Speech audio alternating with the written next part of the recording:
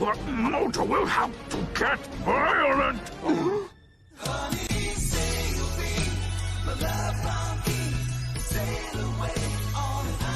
Well, hello there.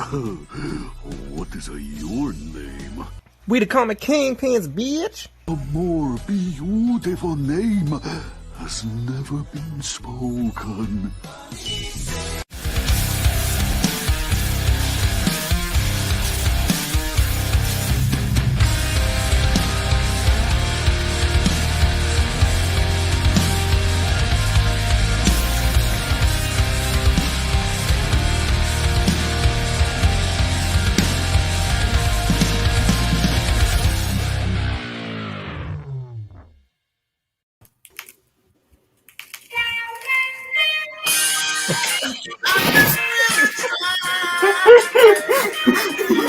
Oh man! What the hell? Hey! It's Valentine's, baby. Here we are. I figured you were gonna pull some kind of shit like that. Man, it's funny because I was actually I did a segment with Ozzy, Comic Ozzy. If you guys aren't aware, I was recently doing something with him over the weekend, and he asked me, he's like, "Can you give me an example of things that you guys do? Let's say like discussion wise backstage." I'm like, dude, majority of the shit is spontaneous, and that's a moment. So Ozzy, if you're watching, there you have it. But guys, I like how like the last 3 shows that we've done in the backstage right before we went live, the very last words have been like "fuck you, face," and then we go live. It's been great. Yep. But guys, like I said, happy Valentine's Day. It's the first Valentine's where I'm just hanging out with 2 guys and and just talking comics. Yeah, it's kind of crazy. I mean, Comic.Dood, you know, he's got the new love going on, so of course he's busy getting laid right now. And Keys, as far as we know, was abducted today. So yeah, baby Comic.Dood, hopefully in 2023. But yeah, man, guys, thank you for being here with us. Do you guys want to get straight into it? Did you see the trailer? I know you saw it. Whoa. Hold on. Before we get into it, you got to say hello to the chat. Oh, yes. 100%. Then we can get into it. 100%. So, Michael Baker, how did you guys get the okay from the wives and girlfriends? No, we didn't. See, BC has a deal where he gets to do the role reversal tonight. And me and Hyper, you know, well, I'm single, so that's my life hack. Yep. Oh, Hyper single, so he's got it. I use bribery. Guys, let me set the mood. Does it work? Oh no, it's not as effective. Not as effective. Pale. We'll keep it blue. Yep. What'd you say? No, I said that other light setting made you look pale. Right? But yeah, man, Michael Baker, thanks for being here with us. Yo, Wesley, what's going on, man? Miguel, nice to have you here. Bricks, our boy, back at the gym. I saw that post, man. The guy's looking lean and mean. There you go. Yep. Bleaker's in the house, man. What's up? Uncanny swag. Let's go, Kings. Yeah, Comic Kingpins and LA Kings. Pacino's in the house. My brother. Damn you, Pacino. And yeah, man. Let's see who else we got here. We've got Empire Comics. What's up? We got Raging Cajun, man. How's it going? There he is, the champ. The champ. There he is. Champ is here. Shout out to Dan, man. Dan conquered. And congratulations. Yeah, check out the episode last Friday on the show. I caught the replay, man, and it was intense. It actually made me laugh, especially that last segment. Yeah, dude. But the IRS thing, that's news to me. I didn't know. But yeah, man. So happy to have you guys here, man. Congrats, Dan. Dan won the title on Tony Sanders' show, so that's awesome. Oh yeah, but, for sure, guys. I'm sorry. I'm hyped. I'm excited to talk about it. I really am. No, I understand completely. Let's get into it. But before we get to the trailer, before again, goddamn. No, this is still Super Bowl related, and I think BC brought this up. Dude, 50 Cent looked pretty thick. Right? Like I was because I didn't catch it live. I caught the halftime show on the replay. I was just praying that he didn't break the set when he was hanging upside down. No, somebody. I saw somebody saying that 50 Cent looked like he never left the candy shop. That's really what happened. Yeah, 50 Cent turning into $1. Yeah, but cool. Hey, I'm not gonna bash the guy. The guy still looks good for his age, man. And oh yeah, still making more money than us. So oh, bro, he made more money than us the day he was signed, man. Like I don't think we'll ever make that in a lifetime. But right, yo, Mary J. Blige. Yes. Face. Mary J. killed it last night, and she is looking great for her age. Right? Face was the first one to like hit us up and be like, yo, Mary J. Blige, looking fine. I'm like, hey, relax. But yeah, man, it was awesome. It felt short. I feel like, I don't know if it's because so much awesomeness was happening at once, but I felt like it happened so fast. Yeah, whereas, like, I've seen Lady Gaga halftime show and all this shit, and like you feel like you watched 20 minutes. Like it felt like 20 minutes. Yeah. That last night felt like 5 minutes. I was like, what? I want more. It was a good It performance. did feel like a shorter halftime show. It was a good one for sure, but it felt quick. But you know, I don't know. No, it did. I guess these things happen. You know, there was a lot of different people on and everything too that kind of drew your attention. So yeah, no, definitely. But besides the halftime performance, the commercials, man. Oh, congrats to the Rams, of course. Yes, congrats to the Rams. But the trailer. It was a good show. It was a good show, or a good game, to be honest. It was. But the trailer. Are we going to talk the trailer of trailers? Let's do it. There were several trailers.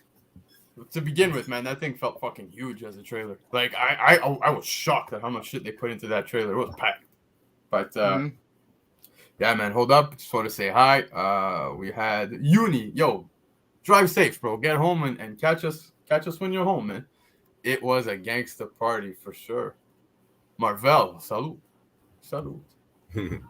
But, yeah, man, back to the trailer. So, I don't even know where to begin. Everyone's already on the talks with Specs. Like I've seen Specs go from Monica Rambeau, Superior Iron Man, fuck mutants, null. Yeah.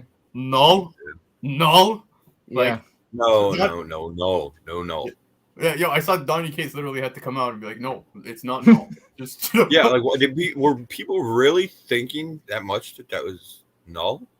I guess. It didn't even cross my mind for a second that was null. It's just that wouldn't have been a way to debut. No, not at all.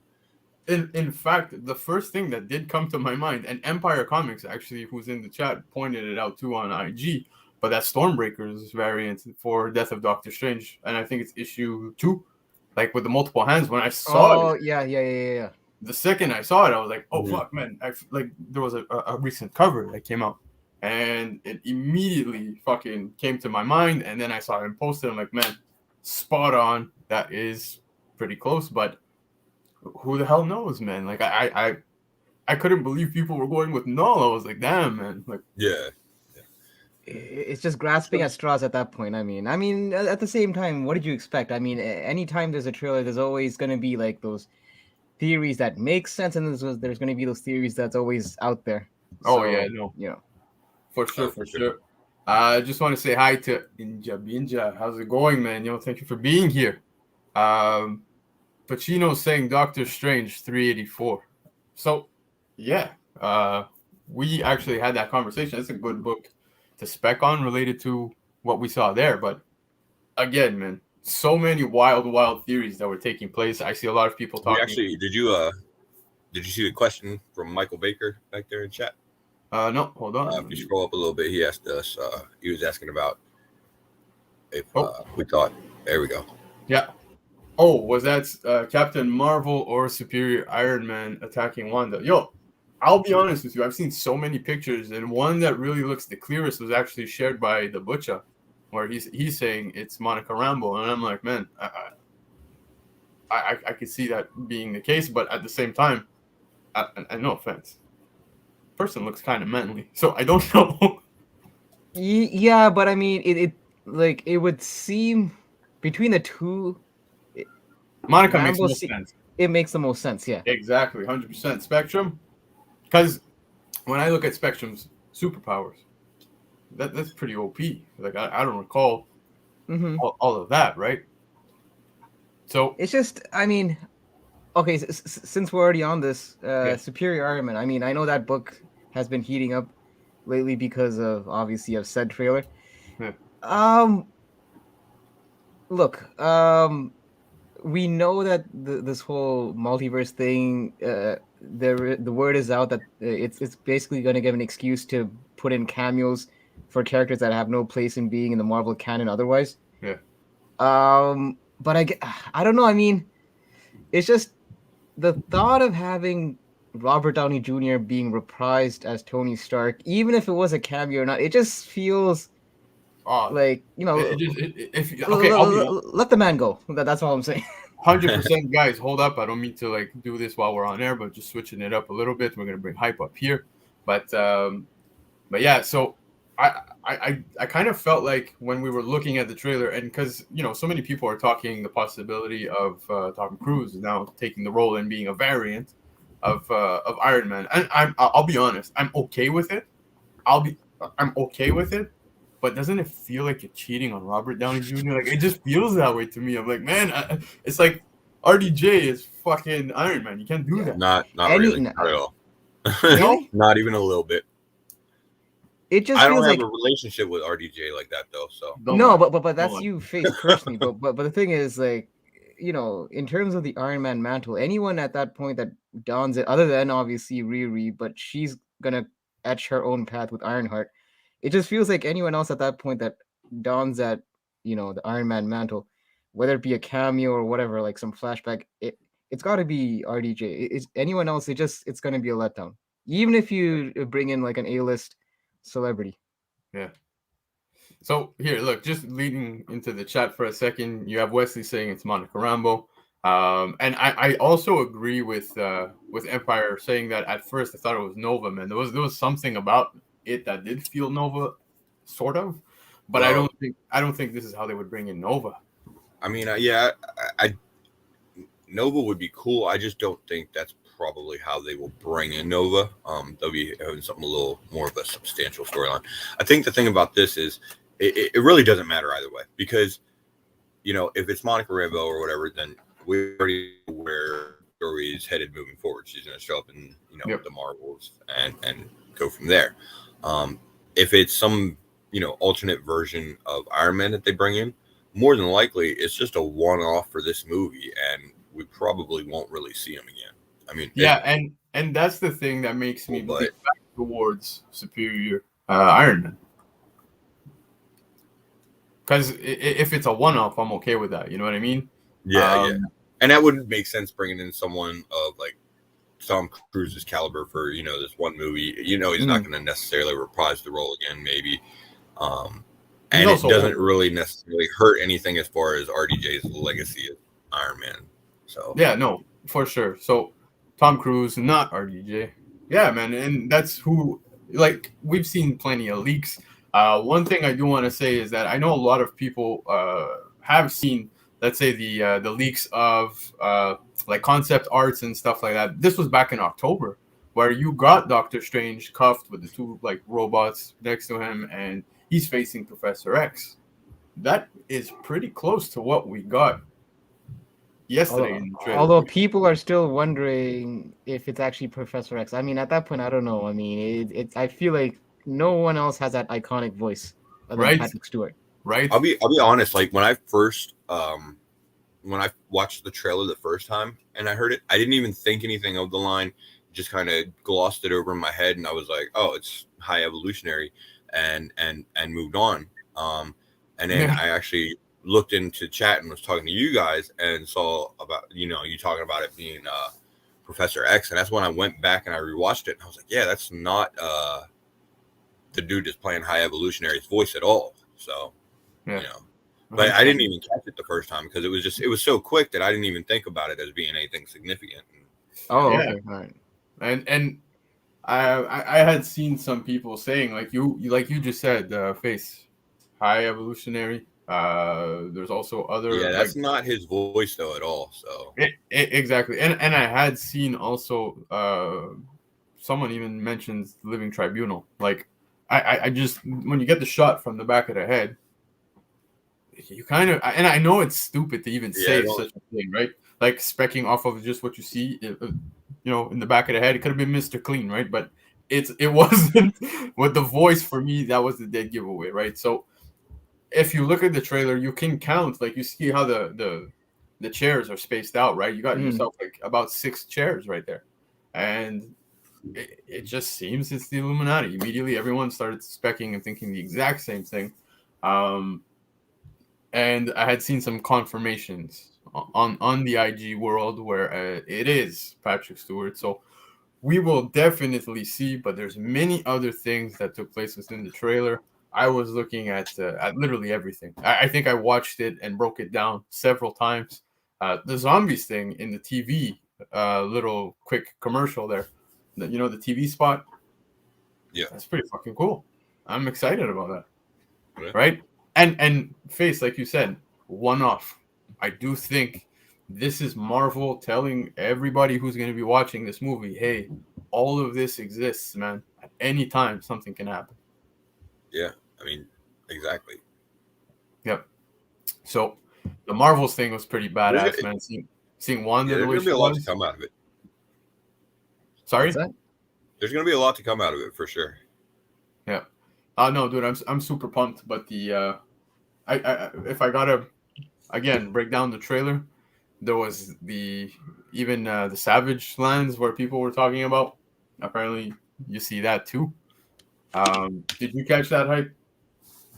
There was a mention, or they actually showed the Savage Lands? So it looks like he's falling through like different dimensions and stuff like that, and you can kind of see like a dinosaur or some shit in the background where it looks like Savage Land. I mean, I'll be honest. I didn't really break it frame by frame like a lot of people have done after the trailer. I watched it a few times, like on repeat, but I didn't actually freeze it or anything like that to actually get some of the nuances. But now I'm curious to actually, if you're telling me like these little Easter eggs, like the Savage Lands and all that, I'll probably rewind it and just see if I caught that. Yeah, that was definitely Patrick Stewart's voice. Yeah, man. Some are saying it's Maria Rambeau as Captain Marvel. Yeah, man, that is also another possibility, right? They just might make that happen within the MCU, and I'm totally fine with that. Close your eyes and think of Picard on Valentine's Day. I mean, whatever gets it up. Well, okay. Yeah, but man, there was a lot that came out of that trailer. I like I said, I was shocked to see them show so much. Sales on certain books immediately spiked. You saw obviously the Spear. Iron Man went up. New Avengers fucking exploded. First Illuminati.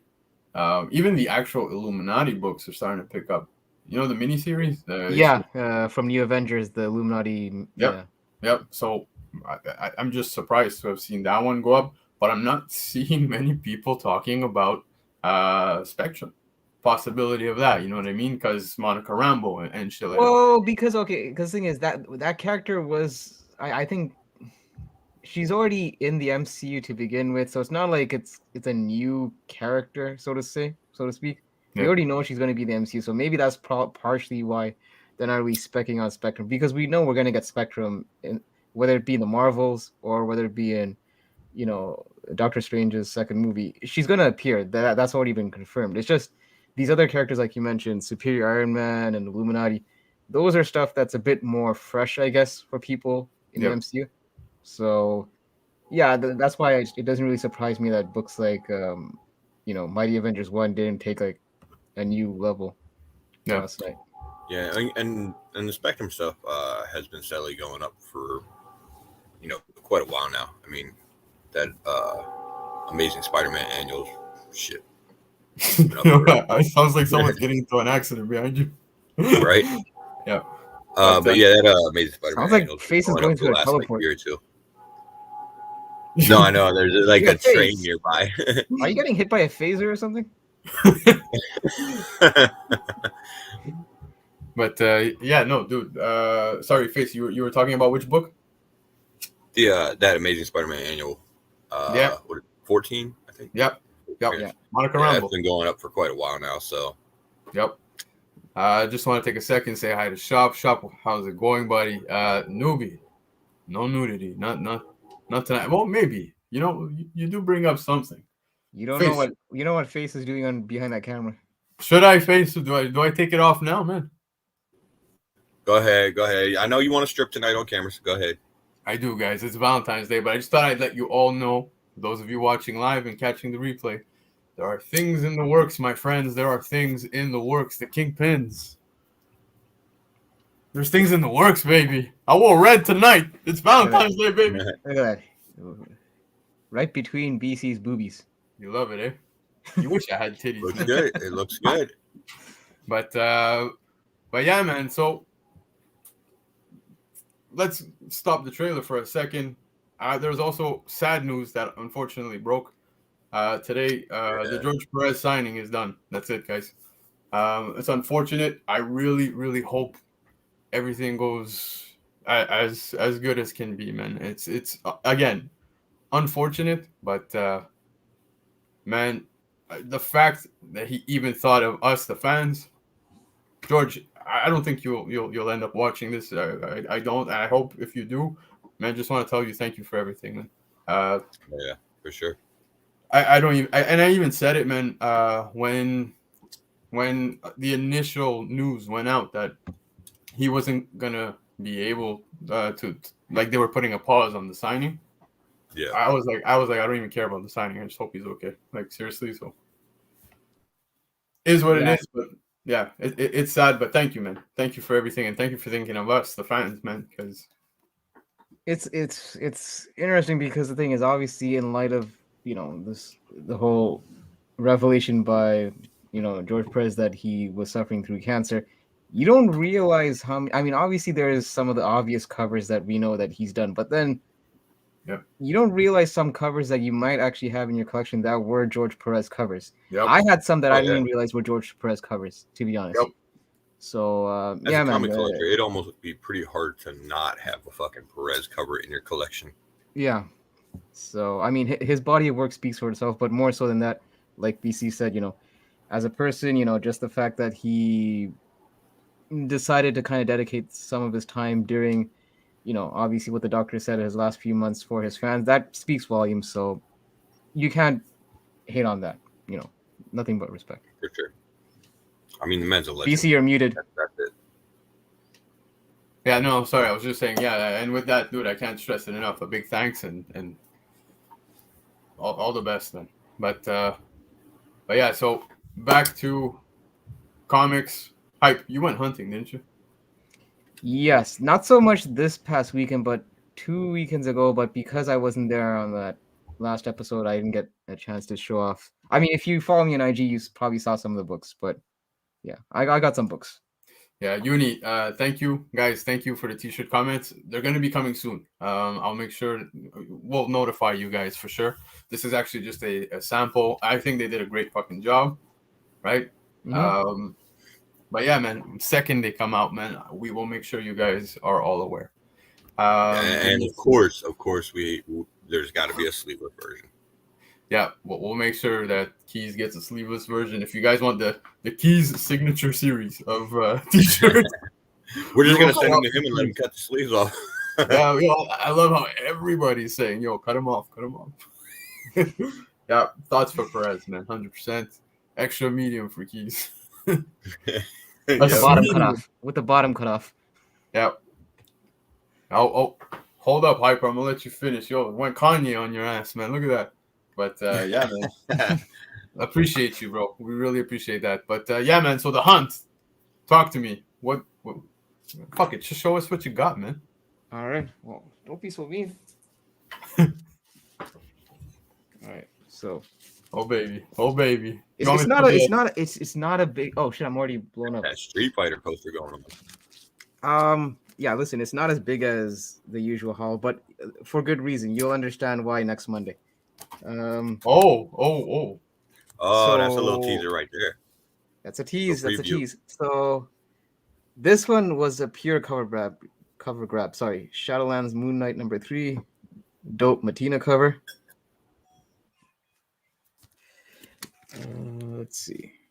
Hold this on, one, I'll give credit to BC because he told me about this and I found this in the $2 bin.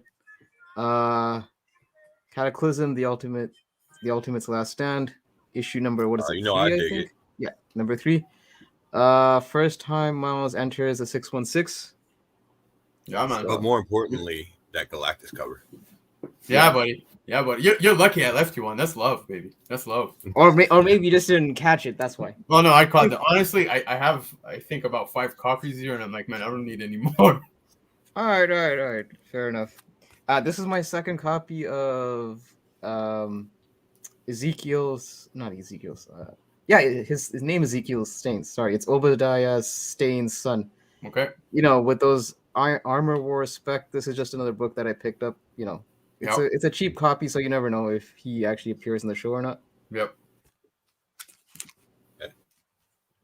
Tell me what you got. There he is. And this one, you know, the defects we're talking about, and also I think Empire Comics mentioned on his channel. Yeah. Again, this is not 100% confirmed, but there's a lot of belief that this probably is the first cover appearance of Khonshu. Yep. And from my digging, it seems that's the case, unless you guys can tell me otherwise. But yeah, this is Moon Knight number 10 from the Jeff Lemire series. Yep. What's up, Hidden Gem, man? Sounds right to me. Yeah, dude. It does sound right. We even mentioned this on Retrospect, I believe. Because it came out in January. We couldn't find anything else. Hi, newbie. This one I'm actually surprised, considering the age of the book and all that. I found this for $10. It's not exactly a bad copy either. It's it looks to be in pretty good condition. Yeah, number 120. It's the first appearance of Justin Hammer, another character who potentially could pop up in Armor Wars, and it's also a pretty dope Namor Iron Man cover. He knew. Yeah, hopefully they'll bring him back. And I think this is also it's a gem. But I think this is also the kickoff of the Demon in the Bottle storyline. Yep. So. Well, you'd be pretty upset if you got your ass kicked by Namor too. Okay, so here's a funny thing about this. This set, I got the full Secret Invasion set from my LCS. Yeah, here's the thing. Okay. This set, I paid $30 for the whole 8-issue set. The following week, the same LCS priced issue 1 for the same price. For the whole set. There you go. Yeah, they priced the set price for issue 1 the following week. So, and it's a near-mint copy of issue 1. So I got lucky on this one. Because if you're seeing it on eBay, I think the set is selling for like $60 or so bucks. That's awesome, man. I remember I picked up that entire set at an LCS downtown where we live, and when I picked up the set, the guy opens up the set in front of me to like look at the quality of the books with me, and there's like a few other Secret Invasion, like those extra issues that came out. I forget what it's called, but it's in there, and he's like, "Oh, this? No, you don't want this. You just want the set, right?" I'm like, "No, fuck. I want this. What was in that bag? Like, don't fuck with me." No, but dude, not for nothing. Okay, yeah, obviously issue 1 is the one that people want, but these covers are still dope. Oh man, they're incredible. Yeah, buddy. Like, the story obviously is great as well, but just all the cover arts for the 8 sets, 8 issues, was phenomenal. So, this is, I think, like my 4th or 5th copy. This is like a $2 bin find. Oh, sorry, it might have been $1 bin find. Mm-hmm. Uncanny Humans number, was it 2? I think, yeah, 2. Nice. So this one, Thorough mentioned on his channel, and apparently this is a hard book to come by, just because of its print count. Yep. Age of Heroes number 3. Now, he showed something in the interior where basically, because there's multiple stories in this book, and one involves Blue Marvel, and this apparently has the debut of his new, one of his new outfits. Nice. Well, let's talk about that little squirrel. Yeah, why do they do squirrel girl like that? Right? Yeah. So someone was mentioning this. No lies. Okay, I had no idea there was so much love for Squirrel Girl. The last fucking Comic-Con I went to in Montreal, there were so many girls dressed as Squirrel Girl. I was like, really? There's actually fans? Like, I had no idea. Yeah, I man, think Stormwell's when big. It's awesome, good man. I'm happy to see that, but I had no idea. Yeah, but I think when this cover was shown, I think someone in the chat was saying how Squirrel Grizzly really wants it. Yeah, yo, hold up. I just want to say hi to Johnny Dakota. Thank you for hanging out with us tonight. Dan Delatorre is saying that they're giving away a high grade of that Iron Man 120 you pulled up, Hype. So, CGC no idea what the grade is. It's a high grade, but on the comic book canon show. So, in about a week, there you go. Stay tuned. Stay tuned. Who else just stepped in? We have, man, the Paisano, Mingia Bro. Here he is. What BC said. Forge, yeah. What's up? Happy V-Day to you. Actual Drax in the house. How's it going? And yeah, man. So, floor is yours, baby. Keep it going. All right. It's like my fifth copy of this. Damn. Ghost Rider number 30. Sorry, 28. Cameo of Midnight Suns. Crazy. The funny thing is, okay, people are paying a premium for the ones in the poly bag, which I don't get, because if I was them, I would take it out of the poly bag to begin with. Yeah. So I'll be honest. I actually will pay occasionally a premium for comics that are supposed to be polybagged to get them that way. And the only reason that I'll do that is because if it's sealed in the polybag, then I know that I'm still getting everything with it. Like if there was I'm trying to think. Shadows of the Bat, I think was one that came with several different things in it. I think it was the first issue. It was like you're talking about the one with Victor's as the first appearance, right? Right. Mm-hmm. Yeah. So if you don't get it, with the polybag sealed and everything, you may be missing parts of that or whatever. Who knows? So yeah, but that's the only reason why I tend to prefer to get them in a polybag. If you know what's the content in that polybag, technically you could always look out for those contents to begin with, right? Like, because I have a couple of these in the polybag, so I kind of know like what to expect. Because I know there's supposed to be a poster, and and I think that's it for this one. Yeah, I think that's all I with that. This one Marvel claimed, but he didn't want it, so I ended up claiming it. I remember that. I have several copies of 218, but I don't have 219, so I was able to grab this, the full appearance of Iron Man in the not Iron Man, sorry, Punisher in the armor outfit. So I will claim a 218 off you. I like it. We'll talk. This one, believe it or not, I never had this in my collection despite several boxes. Because the thing is, it's $10. Yeah, well, the thing is, I wouldn't have paid $10 if you would have not missed the boat. No. What I meant was I wouldn't have paid $10 if it was a ratty copy. But the thing is, this looks super clean. So I mean, $10 is like actually not a bad price right now, though. Right? Oh, I thought you were scoffing at the fact that I paid $10 for this. That's actually a decent price right now. I mean, Hype. Once upon a time, this was no more than like fucking $2 book, but it was trust me. Which is why even paying $10 for this was a bit hard for me to do, and that's why my only condition was that this book has to be at least from my cursory point of view, it should at least be a 9.6 or a 9.8, which I think it can definitely hit. Yeah, and hold on. What's up? Marvel says, "Don't say I don't give you nothing for Valentine's Day." Right back at you, Toots. Oh, and speaking of Valentine's Day, sorry. What's up? Hype, I'm gonna have to. Oh. Okay, we're done. There it is. Back to you. Can I get those brownie points? Hold on. She found out you're on, BC. You better hide. Wait, she knows you're on, right? Like, we're not. Of course. It's not like you're gonna say that we dragged you into this. No, at this point. So, I don't know how I'm gonna do this because I only have two hands. No, don't connect those together. We know. I'm trying to connect them, but I can't. Yeah, you have no coordination. For a fucking gamer. All right. So there's my wife. This is a connecting cover for Identity Wars. Well, it would be connecting if I had a flat surface. Yeah, but this has the first appearance of this don't seem to connect very well. Of Spider, Ghost Spider and the spiders, I believe. I don't know. I'm kind of losing my train of thought because I'm trying to get this damn thing to connect, but I can't. But yeah, this set I got for $15 from last year. Let it be known he has no flat surfaces anywhere. The last book. Okay, so this one is a bit of a low key buy. It's Savage Sword of Kona. What issue? 196. Yeah.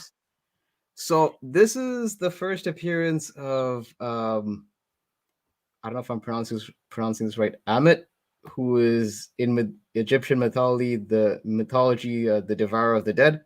Nice. He was in the form of a crocodile, and if you know the Moon Knight trailer, they have a crocodile featured, on a screensaver phone, and even in the trailer itself. So, and there is that doctor in the Lemire series called Dr. Emmett, which resembles Amit, and in one of Mark Spector's visions, she does take on the form of a crocodile. So, I don't know. This is just one of those books that I just kind of picked up on the low because that issue number 5 is already going up because of that connection between Emmett and the crocodile. Can we get this crocodile guy to fight Rintrah in the sequel to Doctor Strange and then just call it a day? That would be an epic battle. I just like. By the way, did you see him in the Doctor Strange trailer? Though. Real quick. What's that? You saw I think it's probably Rintrah in the trailer. Real quick, they showed I think from behind. It was just real quick there. Did they? I think so. Well, I'm not gonna lie. That the fucking crocodile with hair just but that's his form in the mythology, so they kind of have to stay true to the form. Yeah, I know the shaggy hair doesn't exactly. It kind of takes the menacing side down a notch a bit, but Oh man. So. And that's it for the hauls. It's a bit of a light week, but Well, not too bad. Not too bad. You think you did some good picks there. All right, I'm not crazy. Wesley agrees. It's Rintrah. So exactly. The crocodile looks like Mimi from the Drew Carey show. Oh, I know, right? All right, well, Face, you want to show off your books? Yeah, Face. Show off that AF-15 and that action one that you got. All right, guys. That's it. I'll start it off real quick. I did a thing today. So I just made sure not to miss the boat. Not that I did before. I still have the entire run from when it came out, but never heard of it. Right? I went and do it. And I did it twice, baby. Twice. Nice. Just because. But I actually managed to find the entire run of 9 issues. So all 9 issues, picked those up. I actually think this is a pretty dope cover. That's the regular cover, eh? Yeah, and that's actually pretty dope, yeah. Yeah, I like that one. This one is pretty Robert Downey Jr. vibes, right? I find it looks like him. But man, so I managed to pick those up. And guys, I think you're gonna notice a trend here.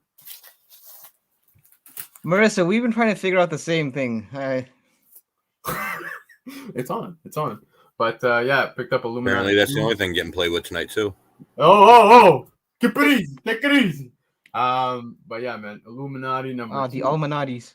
Yep, pick this one up too. This is when they end up with the Infinity Gauntlet. Okay, hype. Face. What's up? Trivia question: who's holding the gauntlet in the front? Wait, what was the question? Who's holding the gauntlet? Who's holding the gauntlet? Yeah. I don't know. Who is that? The variant of String? I don't know. I feel like I'm gonna get roasted by my answer. No, he's definitely in the Fantastic Four outfit. Yeah, there you go. The whole time I actually thought. Oh shit! I didn't even. Where are you going with that, Hyper? I didn't even pick up on that. Damn. Yeah, the whole time I thought it was fucking. I thought it was not Robert Downey Jr. Iron Man. I keep saying Robert Downey Jr. What the hell's wrong with me?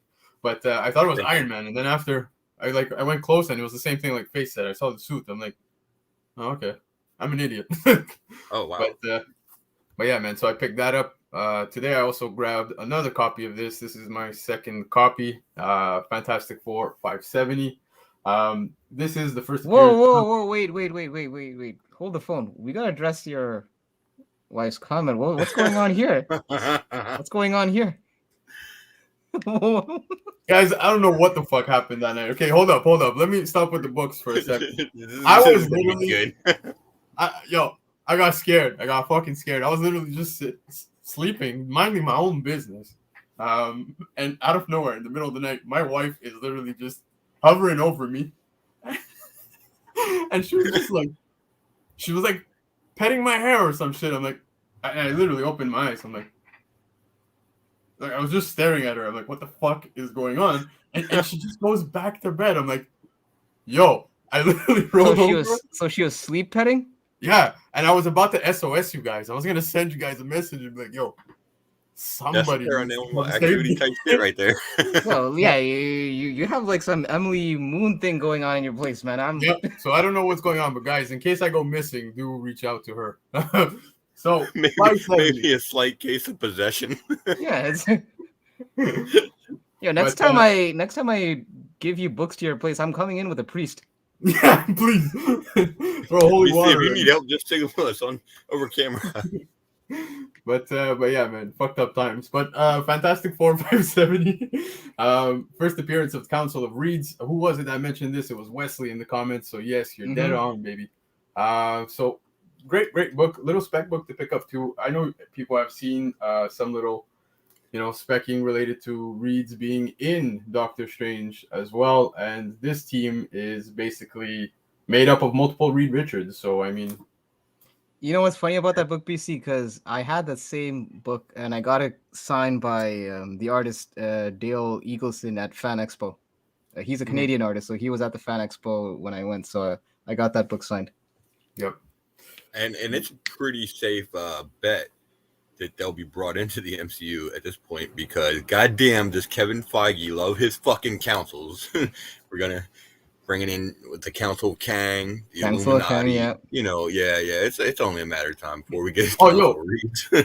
One thing I forgot to mention before I continue going with my books. You guys know that this was written by Tom Taylor. Have you ever read it? I'll be honest, I haven't. Do yourselves a favor. It's actually really good. Yeah, you actually finished the whole 9 series? Yeah. No, I read it originally when it came out. I reread it. Okay. It's got its moments, man. But Tom Taylor, you know how I feel about him. So good stuff. Is that the only? Okay. Hyper. I shared a fucked up story. You share a story while I prep the rest of my books. Go ahead, baby. Well, I think I need visual aid. Hold on. You talk. I'll see if I can actually bring out the evidence in question. All right, so I'll continue showing books and you let me know when you're ready, okay? But guys, yeah. I shared my messed up story. Wait when you hear how dumb Hyper's is, and we'll get to that. But another book I picked up. Now, chat, I'm going to ask you guys. Red Hulk's first appearance. Which book is it? Face, what do you say? Apparently, I guess there's some debate as to which comic that's in, as it's the issue 1 or issue 2. Yep. Well, I've been on the side of issue 2. So. Yeah. Well, I will tell you guys, I picked up a version of Hulk 1 in a CGC. I should be getting that hopefully next week. So by next Monday, you'll see that. But boom, issue 2, baby. I picked this up today. This is the first appearance of Red Hulk. If anyone read Hulk 1, there is no Red Hulk. I don't understand how he's not in there at all. I never understood why that is always referenced as the first appearance of Red Hulk. I really don't. I have no idea. I don't even know why it's confusing, to be honest. But yeah, and once we're done this, guys, I do want to get into a discussion with you about CGC labels and mentioning first appearances, and we'll get into that, okay? So I'm just gonna finish up with the books. Another book I picked up. This is my second copy of it, surprisingly. Avengers 28, the second print. Okay. Yeah. So this is basically what's his name? Like Ghost Rider on the Silver Surfer shit. But the interesting part about this is it's literally been, I think there's only 1,200 copies or something. Like there's no more than 1,200 copies that were ordered by retailers. So is this the books that you ordered on Friday? No. Actually, that got canceled off of that because I'm holding the one that was in the stock. Oh, okay. So the one that you ordered online was the actual one that you got off the. Okay, gotcha. Yeah, they didn't pull it off of the website. But guys, back to the whole specking on Doctor Strange. I actually picked these up at that same shop at cover price. So I got this one and this one. Nice. Yeah, for $5. Hey, and what's the BC. relevance to those? Right? Do we know right? if Pacino's, because he ordered the same book online, right? Do we know if his book actually came through? I have a feeling his is going to get canceled on this one. I think Okay. I'm holding the one that he purchased, and they didn't have the opportunity to take it out of their inventory. But Okay. we'll get to that eventually on a separate chat. But guys, I'm gonna finish it off. I'm gonna finish it off strong, man. I hope you're ready for this one. I managed to finally score this set that I've wanted in my collection for quite some time. It was always an option, but it was getting a little expensive. And I said I just gotta seal it in. I want it. So I got the Thanos. Nice. Yeah, 1 and 2. Honestly, Is this Sorry? from the shop that we normally go to? No, this my cousin actually sold me them. He keeps his books in good condition. I would say this one's going to see 100%. This one's going to get graded. That's just for me and my PC. But yeah, man, I'm super happy to finally have these. And just to wrap it up, guys. Speaking of Thanos, just in time for Valentine's Day, baby. You ready, Hype? You ready, Face? Chat, you ready? I'm ready. First full appearance Of Uranus. There it is, baby. In all its glory. I thought those are the books you're gonna finish strong with. No, this is the one, baby. I am finishing it off with Uranus. So what if Spider-Man had rescued Gwen Stacy? Yes, this is What If issue 24. We all know that the whole specking with Uranus company. I can't not say the name. You're trying so hard not to say it the other way you want to. Yeah, he's really having problems with it. But yeah, man. So this is the first full appearance. We're gonna be getting him now within Eternals. Now they changed the name, right? The Undying or some shit. Well, yeah. I don't. It's weird because from the solicitations, I have not determined whether this is for sure the same character or not. Yeah. It almost sounds like it's a different character. And he obviously looks very different from the one cover that he seems to be on. So, but it may be some like variant of him or something like that too. So, it's hard to say. Well, regardless, I just felt it was fitting come Valentine's Day, and with all the spec that we do bring Uranus to our big screen. Oh yeah, that's actually it's funny that you mentioned that, because that's actually something that I was going to talk to you guys about at some point, coming up with that book, as to whether that's him or not, or if it's some variation, or what do we think on that? I don't know. I actually read it, man, and it's I think we've only seen him in about 2 issues. Yeah, I don't think he had a lot of Captain Marvel issue, right? Yeah, and exactly, it's Captain Marvel 29, if I'm not mistaken. And I went back to read them, and within this What If, he's in just very minimal towards the end of the story, because obviously the main story is focused on Gwen Stacy and what if Spider-Man would have rescued her. Right. But otherwise, and it's a what if story to begin with, so that's already kind of like alt universe. Exactly. So I don't know, but the fact that he's got the same name, who knows? Have we seen that? Yeah, it's definitely the same name. Yeah. Have we seen that done before? You know what I mean? Where characters have the same name. I mean, it does. It's happened a couple times, but yeah. How many Marvel boys have you gotten? Oh yeah, true.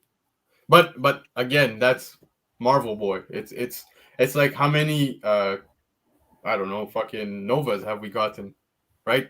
I see what you're saying. It's like different. But Uranus is an actual being. He's not a superhero or anything. It's just that's who he is. Yeah, there's a couple cases of characters having the same name. I can't actually think of any right off the top of my head.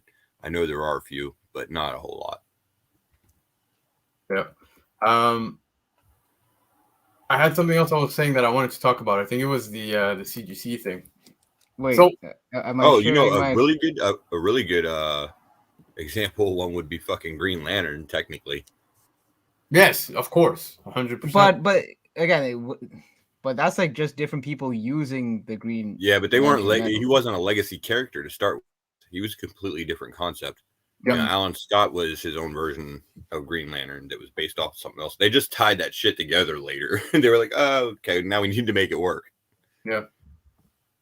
Wait, hold up. I just finished Cersei. digging. Cersei is a good one. There's a mutant Cersei and Eternal Cersei. Yep. There's a mutant Cersei? Yeah. She's potentially maybe the oldest mutant, I think. Okay. Listen, I finished digging through my shelf for that messed up story that you guys wanted me to share. Yes, go for it, please. All right. So I'll put it in. I think Face, you probably heard the story before. Hold on, you want to go big screen? We'll put you big screen. Great. Give him the spot. Yeah. So listen. I'm just gonna paint the picture. So back in 2018, you know, when I just got back into the hobby, you know, I went to my first fan expo. You know, looking forward to it. You know, fresh new collector. I was planning on getting certain books signed, and one of the guys that was appearing at that convention was Humberto Ramos, and this is before Strange Academy, obviously, but you know, he did the what do you call it, the dance slot Spider-Man run, you know, the one that had first appearance of Silk. So he was there, and I decided to get certain books personalized, you know, not just have the artist's signature, but I decided to put you know, Humberto Ramos, 2 Hines, like, you know, the short form for my name. So not knowing that doing that renders my book basically unsellable. So wait, hold on. How did you not know that? Here's the thing, you gotta understand, like I'm coming in fresh to the hobby, and I'm just excited to see these new creators you know, all like, you know, under one roof. So I'm just thinking, okay, I have these books to sign. So I'm just, thankfully, it's only 2 books that I got personalized. Everything else was just the artist just signing their name. I think, you know what my rationale was? Because Humberto Ramos was one of the few artists that was actually charging for his signature. So my logic was, let me get my money's worth and have him add some more shit to his signature other than his actual signature. Like, let him personalize it, you know, just to get more bang for my buck. I got you. Unfortunately, the book here. Well, I'm going to show you the book that I hadn't personalized. Unfortunately, this was the book that I had him personalized. Oh wait, sorry, that's actually the good copy. Bad prop. This is the book that basically I can never sell unless there's another guy named Hines who happens to collect comics. And this was actually one of my first big comic purchases back then. I only paid $40 for this. No.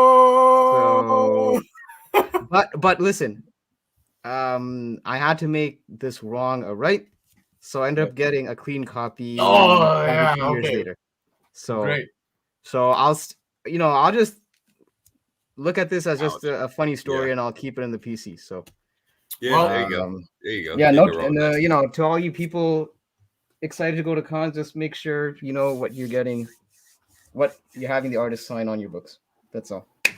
Yep, and I agree with North 49, man. Thank you for coming to hang out with us. But it's a great wall piece, man. That is something. BC, I got to tell you real quick. That was a missed opportunity right there.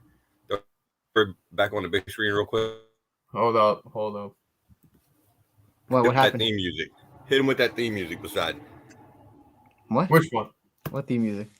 The one you started the show with. Oh, no, I gotta pull that shit up, bro. I don't have it. It's too late now. You ruined it. Well, you guys are kind of killing the vibe. Just he ruined it. He ruined it. It was a perfect Valentine's moment. Roscoe, I will show the Street Fighter cards. I will show my Street Fighter movie cards, but at a future episode. But yeah, those are pretty hilarious in itself. I got the actual cards from the movie. They're a real thing? Oh, okay. Yeah. I'll show you one as a preview. A teaser. There you go. Oh, hold on, show me. They actually made this into a card. Basically, like the whole staff of the movie, they decided to make this into an actual trading card. Like, I don't. Jesus. Why would Okay. I give a shit Wow. about everyone that work? Like, you know. So this is just. Yeah, but it's got Ming-Na as Chun-Li, so. You know what? I There's don't even think the cast is actually in this group shot. It's everyone that It's like, you know. I mean, look, shout out to everyone that works in the Like movie, the but I don't know stagehands why and they're all shit? on a trading card. Yo, Hype, can you do me a favor? Just because it's got a bit of glare, can you hold it next to you? Just hold up, hold. Oh shit!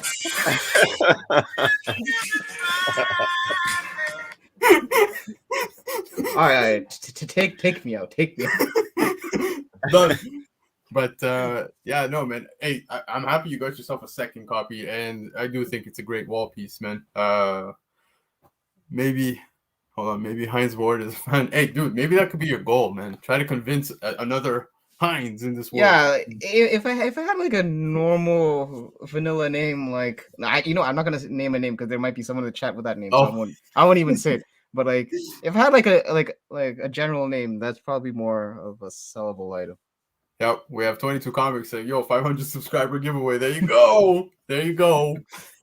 The green label is going to pop. Yeah, it really will, man. It'll be part of my pedigree collection because you know that it came from just Right, there you go. PC. Yep. But Hashtag guys, goals. all of that being said, we showed the books. We spoke some news. You know what's next, maybe? Do you know what's next?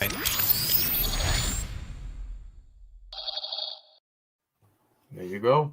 There you go. We're going with Trade Center. Guys, we're keeping it Valentine's Day themed, love themed. We are bringing it all to Trade Center. We got 3 segments tonight. So we're going to start it up with the first one. I don't know if... Hold up. Okay, I've got the window open. We're ready for it. So, guys, you're ready? Chat, you're ready? I'm ready. Here's trade scenario number 1. And there you have it. So, just to start it off. Sweet. That's sweet. You know, we're just bringing the love. First comes love, then comes marriage. Amazing Spider-Man, Annual 21. This is a CGC 98 newsstand. This is the marriage of Peter Parker and Mary Jane Watson. Now, if you know, the direct edition is Peter Parker, not Spider-Man. Here you have the character Spider-Man. Kind of in the background, also got the whole Secret Wars vibe going on, right? With the fighting going. But yeah, man. So that's the difference between the two. And then Fantastic Four Annual number 3. This is a CGC 7.0. Marriage of Sue Storm and Reed Richards, both within the same price range. I don't remember the price range, but I think it's around $400 Canadian, something like that. But yeah, man. Which of these love stories are you going with? Starting with face, I guess. Ooh. Okay, yeah, that's cool. So I guess I'm probably go with damn, you know what? This is a little bit of a tough decision because and there's nothing wrong with either of these books, but there's nothing really all that great about either one of these books either. Yeah. I would go with the Fantastic Four Annual just because of the age on it. It's probably getting harder and harder to find, so I probably got some more time on that Amazing Spider-Man. Yep, good points, man. Oh, that was it? Okay. That was it for him, baby. That's all I got. Nope. All right. Yeah, listen. Between the two, I'd probably go with the FF Annual 3 just because I've seen the ASM Annual 21 a lot more than I've seen the FF Annual, in LCSs. Yep. And yeah, so to Face's point, that's possibly due to the age of the book because there's probably a lot more copies of the Annual of ASM. Yeah. And I mean, look, between the two, I mean, I'll go with the book that has a more stable relationship. Yep. ASM is definitely the more iconic cover, though. I don't disagree. Now, hold on. Bleaker's saying neither of these two. Now, Bleaker, I understand why. Stick around. You might enjoy the next trade debate. But yeah, man. Face is just mad because we ain't talking about Galactus and his love interest. Yeah, man. What is it, like every planet? Yeah, pretty much. Face likes eating planets. That's just his thing, But hey.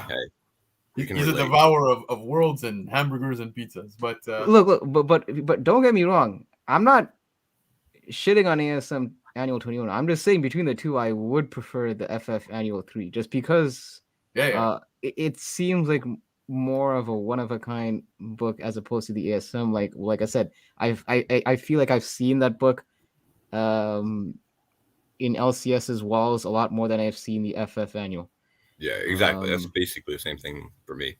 Yeah. And I know that it does have an iconic cover, but I tend to agree with Face. I'll go with more the legacy cover and the fact that it's a more stable relationship. Yeah, man. Hold on, let me see what the chat's saying. So you got Roscoe saying ASM Annual 21. You got Pacino saying ASM just because 9/8 and Spidey is beloved by everyone.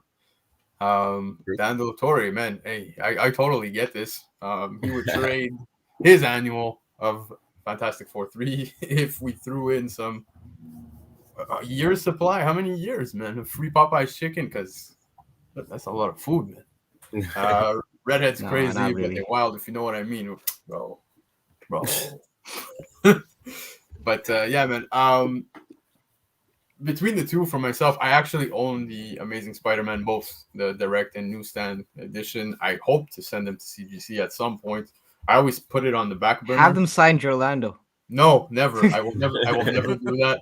But yeah, man, I do want to send them to CGC. On the aspect of these two books, I think Fantastic Four actually carries more weight because of the reasons you guys brought up. I've not seen that particular book in person ever. I would figure it's probably harder to grab. You know what I mean? Like you said, Hype, I do see Amazing Spider-Man Annual 21 quite often. So for myself, it's probably a pass. I love MJ. I love Spidey. Those are my people. I would go Fantastic Four. And if you guys have read that issue, Dan, I know you said you own both of them. I'm sure you've read Fantastic Four. But what's it called? You got Stan Lee. And I think it's, if I'm not mistaken, is it Ditko? Anyways, it's Stan Lee, and I think so. I think it is Ditko. Or maybe I don't know if it's Stan Lee, Ditko, or Kirby, but Stan Lee's there. And they end up trying to get into the wedding of Sue Storm and Reed Richards, and they never get in. They get thrown out. In fact, the doors get shut, and that's how that's how the book ends, man. So it's pretty cool, man. I think that was an awesome little thing to throw into this book, and I don't know, for myself, read wise as well, and there's no pun intended there. Reading wise, Fantastic Four Annual 3, catch that. Right.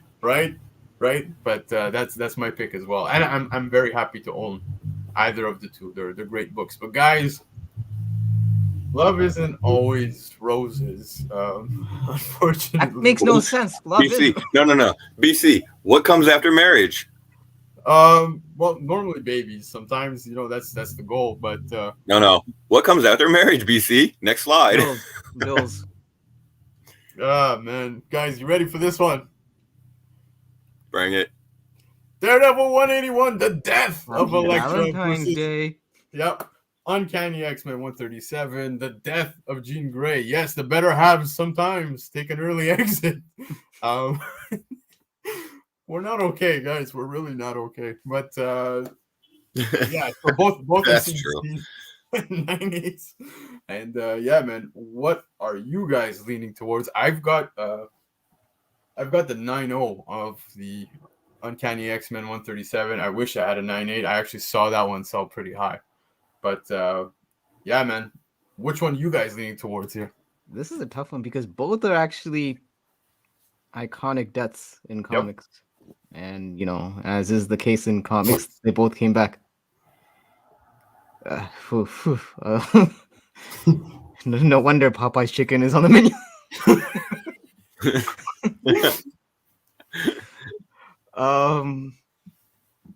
Listen, for me, it's going to be a process of elimination, just because I would like to have either one of these books in just from a PC, just in the PC. But I do like Claremont X-Men. Like I do have a fondness for it. So, and I am trying to fill up the early back issues of the X-Men run, and I am missing that issue actually, the 137. So, that would be the book I would pick over Daredevil 181.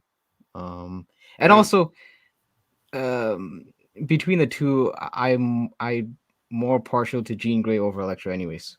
So, Uncanny X-Men 137. Yeah, see, Michael Baker saying that Shooter was right. They had to kill Jean. Yeah, hey, so far it seems like everyone's gone X-Men 137. Face, what are you saying, man? Yeah, so I mean, this one's pretty easy for me too, to be honest, because I would have to go with the Uncanny X-Men 137. I don't have either one of these yet, and given the opportunity to choose one or the other, if I didn't get the X-Men 137, I would never live it down because my girlfriend is a huge Jean Grey fan, so that would be the book that I would have to add first. So wait, Face. Of course. If she's a Jean Grey fan, will you be getting an X-Men 1 at some point? Man, that don't you love her? Don't you love her, Face? In her head, all right? Don't you love her, Face? What are you doing? Do it for the lady, bro. But yeah, man, yo, Bricks, that's a little out of my price range right now. Bricks knows, bro. Bricks knows. Yo, guys, for myself, it's also an easy one. I'm going Uncanny X-Men 137 all day, every day. Oh, I love the Daredevil 181. I've got a few. Actually, no, I think I have like 2 within my PC, but I don't think I've got a 9.8 candidate at all. I would like to get one eventually. I own the 9.0 of Uncanny X-Men 137, but even if I had to pick right now, owning both of these, I would still go with the Uncanny X-Men 137, man. It's probably one of, I'm not going to say one of my favorite covers, but it's just a beauty. I just, even when I walk into my room here, where right before we go on air or at any point, it's a book that stands out to me on the shelf, man. And I'm like, man, it's dope, man. I absolutely love it. So, for sure. And yeah, man. So that's pretty much it for that one. But guys, the next one, we have a recent couple, right? I would say, Face, Hype, would you say this couple is couple of 2022 so far? Sure. I'll be completely honest. I forgot the slide already. So. Oh my goodness. Yes. Oh my goodness. I'll say yes. Yes, they are. So the next couple that we're gonna be putting up in the trade scenario, now they're not together on this one. I'm just putting both their first appearances. I like to say that they're the hottest couple of the year so far, man, in comics, maybe even outside of comics. But anyways, here's the final trade scenario, guys. Batman Adventures 12, baby. The first appearance of Harley Quinn in comics. CGC 98 versus Batman 181. CGC 75. First appearance of Poison Ivy. Now, guys, these two really love each other. It seems, at least within comics. But which of these books do we love? Guys, what are you picking? Listen, for me, it's going to be an easy answer.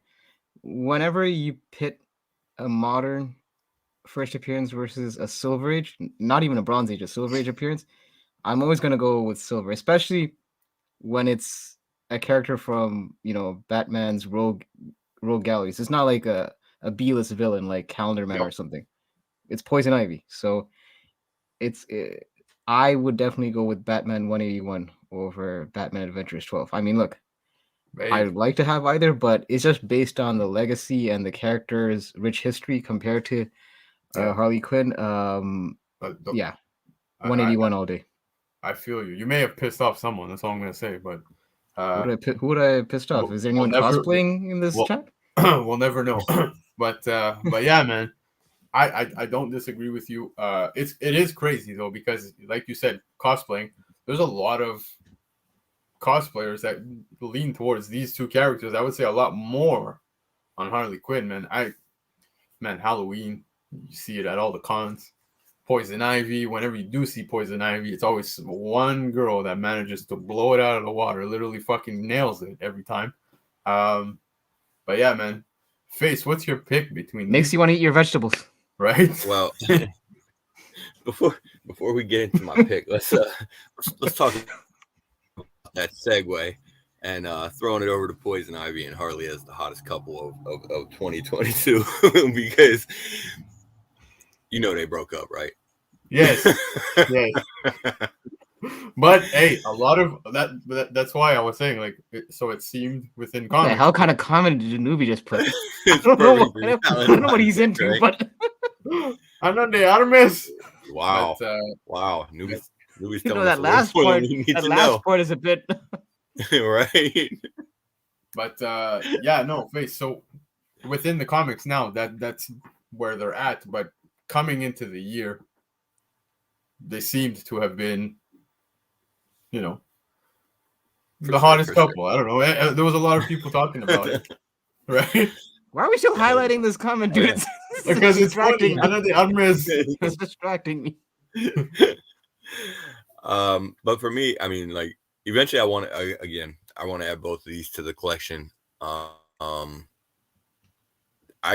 am going to lean towards the Batman 181 again, because it's harder to find, especially, with the blue label, or knowing that it has the insert with it, which is, an important part of it too, because obviously you'll get that green label without it.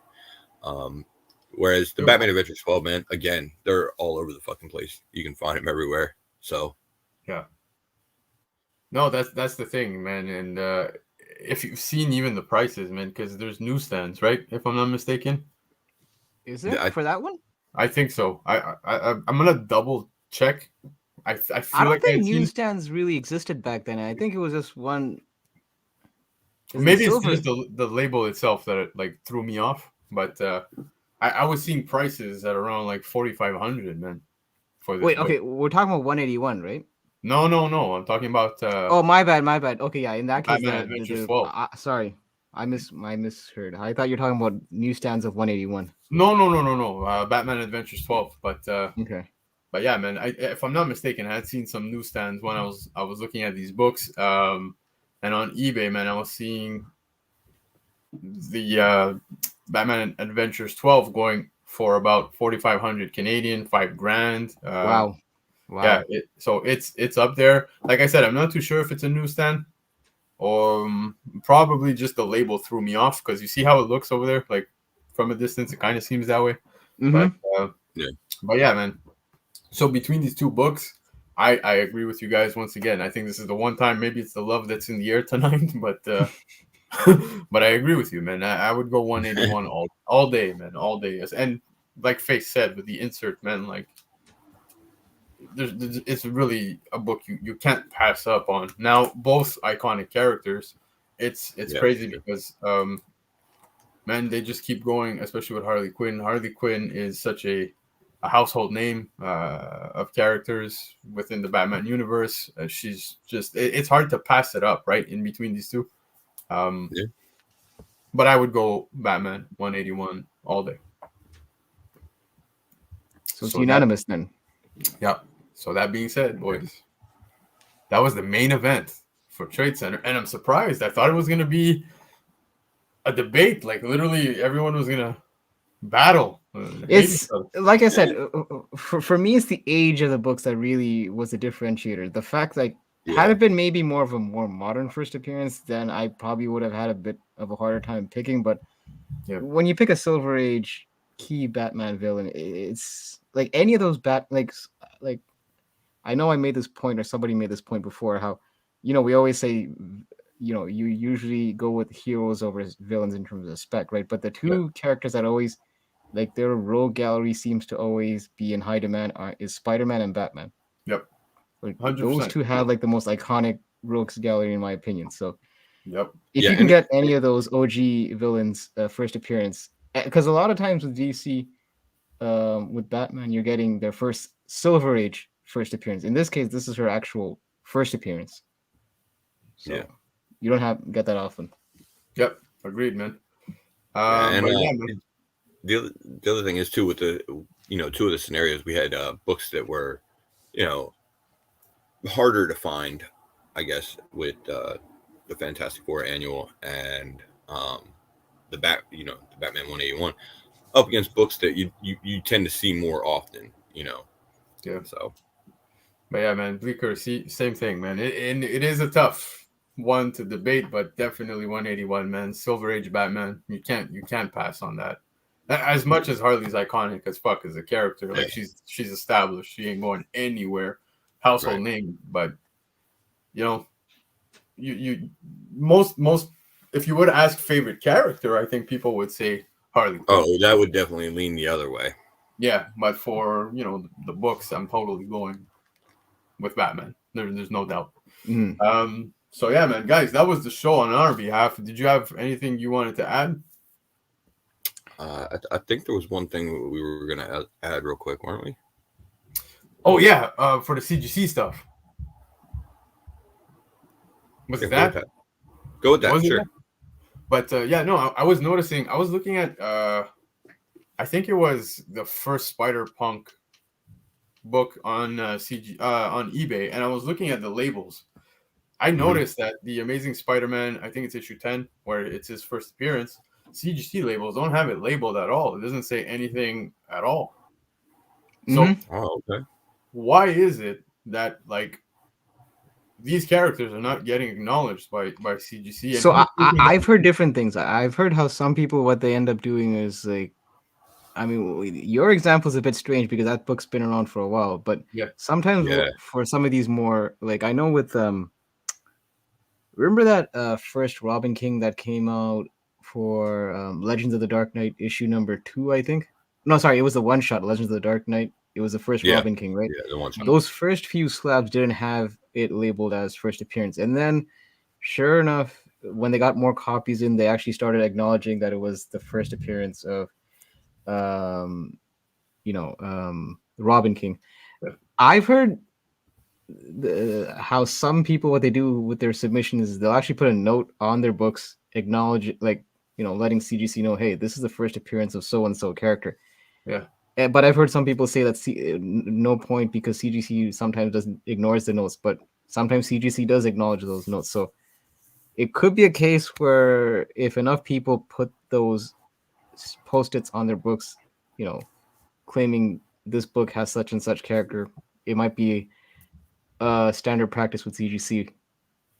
Yeah, I'm actually gonna try to find it. But like I was saying, it was strange because I was actually looking to, because I have a copy. I have a few copies, to be honest with you, that I would have liked to send to CGC, and then I was like, so who's making the decision, and what's the time frame for these people to acknowledge a character? So now we're looking at characters like, I don't know, Tosin in Black Panther 3. If people are going to send it in, is it going to be acknowledged? Whereas a character like this, who's been around for so long. Dude, Tosin will definitely be acknowledged, only because it was a huge deal. So it's been a huge deal even before any copies started getting graded. So yeah, unless CGC's living under a rock, I don't know. I can't see how Tosin's first appearance won't be acknowledged in Black Panther 3. So right, it does seem like some will probably get acknowledged, like Tosin, pretty quick. Whereas, other ones like this one that got missed, like you said, there's a process that apparently involves. People tend to send in notes, sticky notes on the book saying about the notation or whatever. And you guys see the note, right? Yeah. Well, I see. There's no notes, right? Exactly. Yeah, exactly. But then CGC apparently will get these notes and potentially do some kind of research and determine if they agree or disagree, and go, take it from there. If they agree, they'll start putting the notation. If not, then let me ask you: does that depreciate the value of the book at a point? Meaning, it depends. It depends. I think. I think you really have to look at who the buyer is for that. Yeah, because if you're buying the book, are you going to pass on? Let's say you come across a 9.8, like that one right there. Would you pass on that book because it's not labeled? Not really. Well, personally, I wouldn't, because I know what's in that book. Now, there might be some people that might be fixated on having that appearance acknowledged. It's almost like the same way, like, we don't need to go through that rabbit hole, but you know how when CGC puts something like cameo or first appearance of a character, some people actually take that to the bank. Yep. Like, I feel like there's an easy solution to it. And honestly, it's just the, people that use CGC and their services, holding them responsible and holding them accountable. I mean, here's the thing, if CGC wants to put notations on the book, then you kind of feel like they would almost have to accept responsibility for when they miss it. If they're accepting responsibility of putting that fucking notation on there to begin with, then if a book gets graded, comes back, it doesn't have the notation, and later they change it, then they should re-slab that with the notation for, no additional cost. I mean, I agree with that 100%, man. I agree, but is that a practice? That's not a current practice with CGC right now, right? I don't know if it's a current practice, but if enough people bitch about it, then it should be something that's kind of standard, since they are putting the notations on. Otherwise, just leave the fucking notations off every book. Just put the notes, put notes about what exactly the book is, and that's it. That's the market the decide thing. things the way it used to be. But that's my question, and I don't mean to put CGC on blast. I'm just asking. It's an open, honest question. To be real with you guys, it's what are they using to identify these characters and make these decisions? Like I said, I showed you guys Hulk issue 2 tonight. I picked it up. Now Hulk issue 2 is the first appearance of Red Hulk, in my opinion. I've read Hulk 1, and he's nowhere to be seen at all. So when I look at the label and CGC identifies that as the first appearance, now I come to this book, which has been out for quite some time. I would say it's at least 6 years now. And there's no label. So are they identifying these at random? Are they reading the books? How do they go about labeling? That's the hardcore question that I'm asking, just because I'm puzzled. When you read the books, the character's there. Yeah. What's making it or breaking it for a book like that? Yeah, no idea how they figure that out, or decide on that or whatever. But yeah. See, Uncanny saying Star Wars books hardly get proper labels. So that's because also the thing is, I think Star Wars is a bit tricky because it feels like there's always especially if you read like the Dark Horse series and all that, there's usually a slew of first appearances in those Star Wars books. Yeah. But it's almost like it's a bit of you're stuck in a rock and a hard place, because then CGC has to acknowledge, okay, do we acknowledge all these first appearances or just the ones that we think are relevant? And then at that point, CGC almost has to be like the judge of what is considered an important first appearance in some of these books. Yeah, no, for sure. They already do that for comics. I mean, so yeah. But Marvel. All I'm asking is, are they reading the books? Like, is there someone there that's literally... Well, the fact that, like, for your Red Hulk, clearly they aren't, because like right. you saw the interior, like you said, of Red Hulk. Yeah. It's not called Red Hulk. It's called Hulk. Sorry, but Red Hulk is nowhere to be seen in issue 1. And you showed me that label where they put it as first appearance of Red Hulk. If they put it on cover, that's a different story. But if I was so this is where labeling can be a bit deceptive. Like if I'm a buyer and I bought that slab, I'm expecting to, like, if I bought a CGC slab saying first appearance of Red Hulk, in my mind, I'm thinking he's in that book. Yeah, you're showing it off like, yo, I have the first appearance. Yeah, and then some guy's gonna walk into your living room, like, that ain't his first appearance, and then you're gonna look like a complete fool.